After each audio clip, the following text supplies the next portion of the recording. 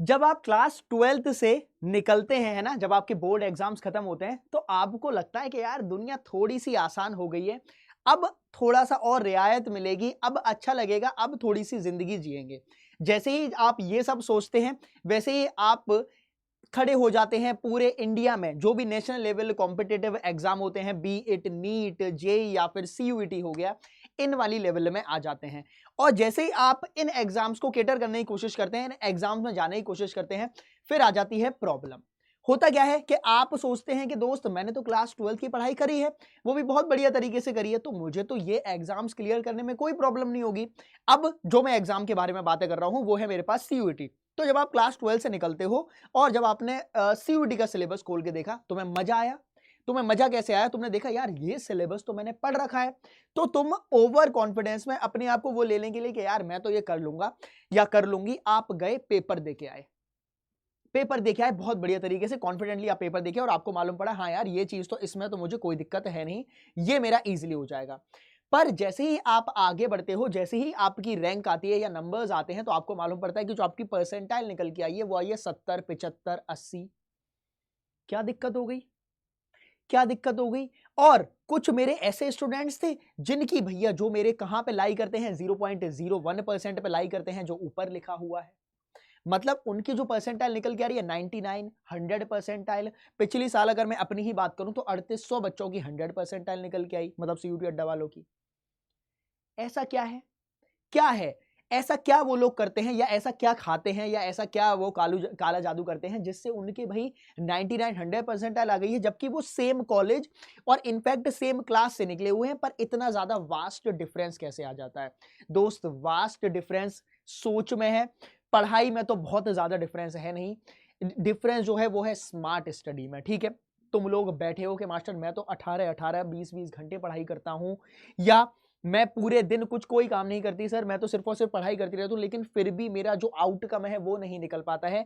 वही same college में, मतलब सेम स्कूल में, मेरे पास सेम क्लास का जो बच्चा है वो सिर्फ और सिर्फ 4 या 5 घंटे लेके अपना 99 परसेंटाइल ले आता है। तो डिफरेंस आता है कहां? डिफरेंस आता है थिंकिंग में, डिफरेंस आता है माइंड की कैपेबिलिटी में। और माइंड की कैपेबिलिटी, हम लोग ह्यूमंस हैं, होमोसेपियंस है, तो हम लोगों की तो सेम है दोस्त।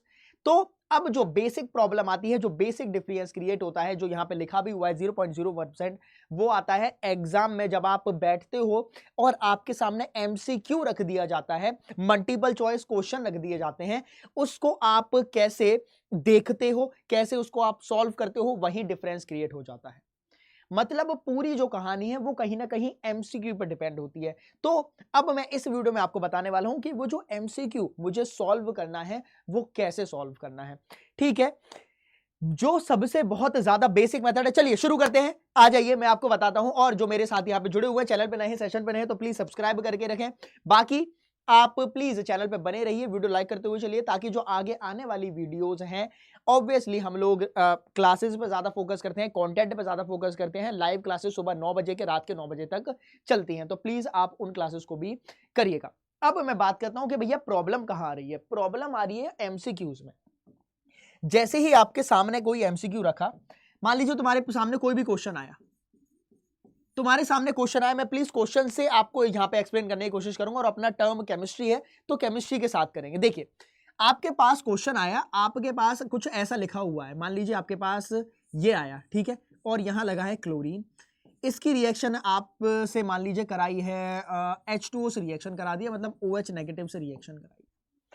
अब जैसे ही आपके पास ये वाला क्वेश्चन रखा गया, तुम्हारा दिमाग चलना स्टार्ट हुआ, तुमने पूरा दिमाग लगाया, यहां पे मेरे पास क्लोरीन है, एक अल्काइल हैलाइड है, यहाँ OH नेगेटिव है, न्यूक्लियोफाइल मेरे पास प्रेजेंट है, तो आगे होगा क्या? अब आपके पास जो ऑप्शन प्रेजेंट होंगे ABCD, यहां पे मैं केमिस्ट्री नहीं इंक्लूड करूंगा। सबसे पहले आपको देखना है, सबसे पहले दिमाग में लगाना है कि कौन सा कॉन्सेप्ट आपको लगाना है इसमें।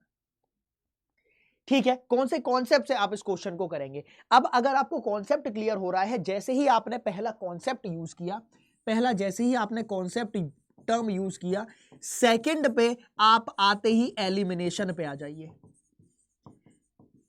बस जैसे ही आप एलिमिनेशन पे आए, अब आपको 2-3 चीजें क्लियर हो जाती हैं। जैसे एलिमिनेशन में क्या होता है, मान लीजिए कि यहां पे ऑप्शन में लिखा हुआ था SN1, SN2, E1 और E2 4 लिखा हुआ था, ये लिखा हुआ था।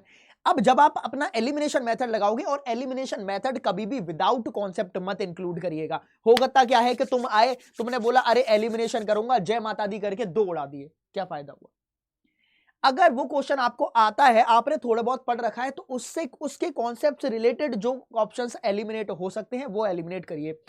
एटलीस्ट अगर आपने 2, मान लीजिए आपने 2 उड़ा दिए, तो भैया फिर भी प्रोबेबिलिटी हो जाएगी कि 50-50% सही होगा। और मैं ये मान के चलता हूं कि अगर आपके पेपर में आपको लग रहा है कि इनमें से 2 ऑप्शन सही होते हैं, उसको टिक करके आना। मान लो मेरी, अगर तुम्हें लग रहा है कि इन दोनों में से कोई एक सही हो सकता है, टिक मार के आना। वैसे भी तुम्हें यहां पे 50 क्वेश्चन दिए जाएंगे, तुम्हें 40 करने हैं। 50 क्वेश्चन दिए जाएंगे, 40 करने हैं, तो इतना तो कर ही सकते हो, इतना तो कर ही सकते हो, तो प्लीज इतना कर लीजिएगा। बाकी जब आप एलिमिनेशन मेथड लगाओगे और आपको पता है कि यहां पे जो मेरे पास प्रोडक्ट बनता है वो SN1 के थ्रू जाता है, और यहां मेरे पास जो बनेगा वो सब्स्टिट्यूशन होता है, तो अगर आपने एलिमिनेशन मेथड लगाया होता तो E1 E2 तो पहले ही कट गया होता। 2 बचे तो भैया तुम्हारी 50% प्रोबेबिलिटी तो हो गई, 50% प्रोबेबिलिटी हो गई।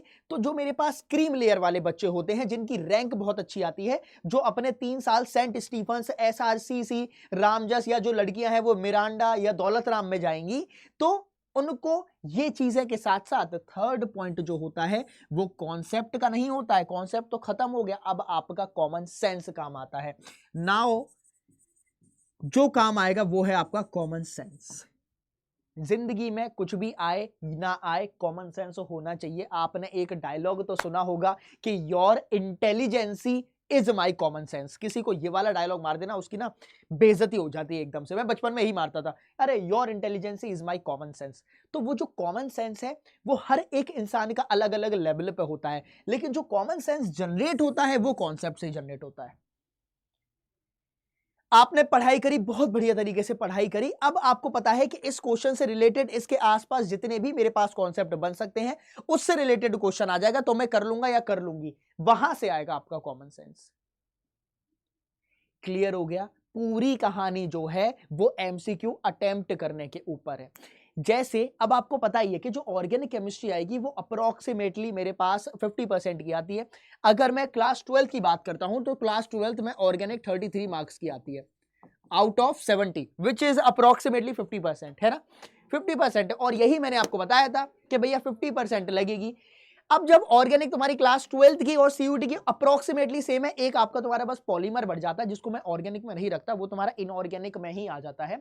तो भैया ऑर्गेनिक में तो बहुत ज्यादा प्रॉब्लम है नहीं, ठीक है? जब ऑर्गेनिक में प्रॉब्लम है नहीं तो यार इतना करके अपनी जिंदगी संवार लो। अब जो मैंने टर्म यूज किया कौन सा, 0.01, जिसको मैं प्यार से क्रीमी लेयर भी बोलता हूं, जिसको मैं प्यार से क्रीमी लेयर भी बोलता हूं। अब आपको अगर इस लेयर में आना है तो आपको ये पॉइंट्स फॉलो करने पड़ेंगे।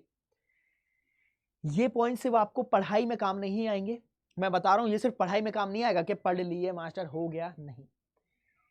हर चीज जो आपने पढ़ाई करी है उसको एप्लीकेशन में लाना सीखिए। मैंने आपको ऑर्गेनिक, क्योंकि मैं ऑर्गेनिक पे इसलिए ज्यादा फोकस कर रहा हूं।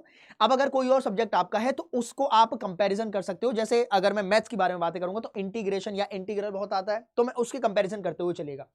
अब अगर कोई चीज ज्यादा नंबर की आती है तो स्कोरिंग है, स्कोरिंग है। जैसे फॉर एग्जांपल ऑर्गेनिक, ऑर्गेनिक इतनी ज्यादा स्कोरिंग है कि भैया तुम्हारे उसमें से जो क्वेश्चन आएंगे, मान लीजिए 50 में से 23 क्वेश्चन ऑर्गेनिक के आए, तो 23 क्वेश्चन ऑर्गेनिक के आएंगे, तुम उसको easily 23 minute, with in 23 minute कर सकते हो। 60 मिनट होंगे आपके पास, तो विद इन 23 मिनट अगर आप कर लोगे तो क्या बढ़िया नंबर आएंगे। और मैं आपको पहले ही बता दे रहा हूं, आपका जो टारगेट है वो 195 प्लस होना चाहिए आउट ऑफ 200 प्लीज। अगर इतना भी टारगेट नहीं है तो दोस्त गड़बड़ वाली बात है, मजा नहीं आएगा। क्लियर है? तो यही मुझे आपको बताना था। और ये जो टारगेट है वो ऐसे कंप्लीट होगा नहीं कि कुछ भी चल रहा है कर दिया, नहीं। उसके लिए आपको मेहनत करनी पड़ेगी, शिद्दत से मेहनत करनी पड़ेगी। और उसके लिए आपको क्या करना है, आ जाइए, आ जाइए अपना देखो, जो मेरे जुनून वाले साथी हैं या जुनून प्लस वाले साथी हैं, या जो जुनून और जुनून प्लस वाले बैच में आना चाहते हैं, प्लीज आप उनमें एनरोल मत करिएगा। उनकी सीट्स फिल हो चुकी हैं, बोले तो उनका आपका कोर्स भी खत्म हो गया है, तो आप प्लीज वहां पे मत जाइएगा। उनका कोर्स अप्रोक्सीमेटली खत्म है। हमारा जो बैच है अब वो हाल फिलहाल में रिसेंटली ही 4 अप्रैल को है ना लॉन्च हो रहा है। तो 4 अप्रैल के लिए आपको स्कूल K12 में आना है और यहाँ पे जुनून 2.0 पे आपको जाना है, ठीक है? जब आप जुनून 2.0 पे जाएंगे तो यहाँ आप कोड अप्लाई करेंगे Y787 यही बैच आपको सिर्फ और सिर्फ 2879 में मिलेगा। अभी मंथ एंड सेल भी चल रही है तो आपको एक्स्ट्रा 2 या 3% ऑफ मिल रहा है, फिर आपका ये कम हो जाएगा। अब सुनिएगा, मैं केमिस्ट्री पढ़ाता हूं, मैंने दिल्ली यूनिवर्सिटी से मतलब नॉर्थ कैंपस के हिंदू कॉलेज से पढ़ाई करी है। मेरा मकसद सिर्फ आपको पर्सनली अगर मैं बताऊं, मुझे बाकी फैकल्टीज 9 फैकल्टीज जो हैं उनके बारे में इतना आइडिया नहीं है, मतलब क्या करने वाले हैं वो ऑब्वियसली जो अपना करेंगे बेस्ट करेंगे। मैं अपना बताता हूं, मेरा मकसद आपको सिर्फ केमिस्ट्री पढ़ाना नहीं है कि ये ले केमिस्ट्री मैंने खत्म करा दी है, P block, surface chemistry, solid state, ये एक्स्ट्रा चैप्टर्स है, इन पर मैंने ज्यादा एम्फोसाइज करके पढ़ा दिया, नहीं। मैं पहले तो बिल्कुल शून्य से पढ़ाता हूं। जो मेरे से जुड़े हैं, जो क्लास 12th से जुड़े हुए हैं, उनको पता है ऑर्गेनिक में तुम लोगों ने महारत हासिल कर ली है, क्योंकि ऑर्गेनिक मेरा फेवरेट है और जो चीज बढ़िया लगती है उसको तुम्हें पढ़ाने में तो मजा आएगा ही। नेक्स्ट, मेरा मकसद ये नहीं कि भैया सिर्फ केमिस्ट्री पढ़ा दिया, आपका है कि भैया नॉर्थ कैंपस में वहां पे जाके, चाहे वो मेरा कोई भी कॉलेज है, चाहे वो अपना हिंदू हो गया, स्टीफंस हो गया, और अगर जो कॉमर्स वाले हैं तो एसआरसीसी हो गया, अगर मैं लड़कियों की बात करूं तो मिरांडा, दौलत राम हो गए, ठीक है। थोड़ा सा अगर साउथ कैंपस में आएंगे तो वेंकटेश्वर हो गया, एआरएसडी हो गया, शहीद भगत सिंह कॉलेज हो गए, तो इन सबको अगर आप लेके चलोगे तो दोस्त वहां पे, क्योंकि मैंने बोला कि अभी मैंने हिंदू कॉलेज से ही मैंने 10 साल पहले कराए, तो मुझे पता है वहां पे जो एक्सपोजर मिलेगा। और मेरा मकसद सिर्फ केमिस्ट्री पढ़ाना नहीं है, आपका हाथ पकड़ के वहां तक आपको पहुंचाना है। बस इतना ही मुझे बोलना था। बाकी मेरी जो क्लास है वो सुबह सुबह 10 बजे होने वाली है बैच में, 4 अप्रैल से शुरुआत है। बढ़िया दिन है, मिलेंगे अपन बैच में। कोड ध्यान रखिएगा, वो जो 1-to-1 मेंटरशिप जिसके बारे में मैंने बात करी, नॉर्थ कैंपस के बारे में बात करी, वो मैं आपको इसके थ्रू प्रोवाइड करता हुआ चलूंगा, ठीक है। बस इतना ही मुझे बनाना था। बाकी मिलेंगे अपन लाइव क्लासेस में, तब तक के लिए अपना ख्याल रखिए, पढ़ाई करते रहिए। कोई क्वेरी है किसी भी चीज से रिलेटेड तो आप कमेंट बॉक्स में बताइएगा। तब तक के लिए ख्याल रखिए। Thank you so much, all the best.